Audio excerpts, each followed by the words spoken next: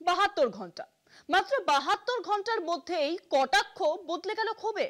যোগী রাজ্যের যে মন্ত্রী বিহারের মুখ্যমন্ত্রীর বিদ্যুৎ চমককে কটাক্ষ করেছিলেন, সে অরবিন্দ শর্মার অনুষ্ঠানে লোডশেডিং। সঙ্গে সঙ্গে 4 বিদ্যুৎ কর্তাকে সাসপেন্ডের নির্দেশ অগ্নিশর্মা মন্ত্রী সরকার। উত্তরপ্রদেশের মোরাদাবাদের ঘটনা।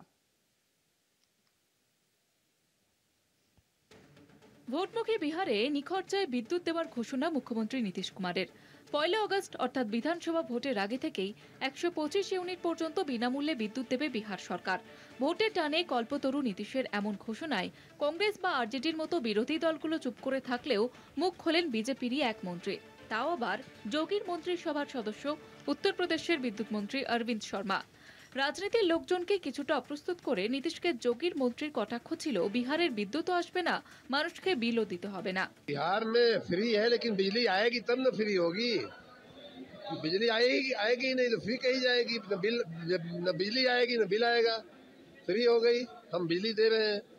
অপ্রিয় হলেও বিহারের বিদ্যুৎ পরিষেবার বেহাল অবস্থা যোগীর মন্ত্রীর বক্তব্যে স্পষ্ট হলেও সুখের দিন খুব বেশি সময় থাকেনি। নিজের রাজ্যে বেহাল বিদ্যুৎ পরিষেবার শিকার অরবিন্দ শর্মা। মোর্দাবাদে নিজেরই অনুষ্ঠান চলাকালীন লোডশেডিং হয়ে গেলে বেজায় চটেন বিদ্যুৎ মন্ত্রী।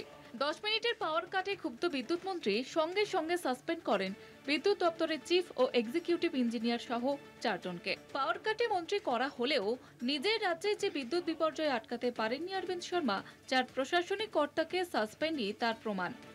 কলকাতা টিভি।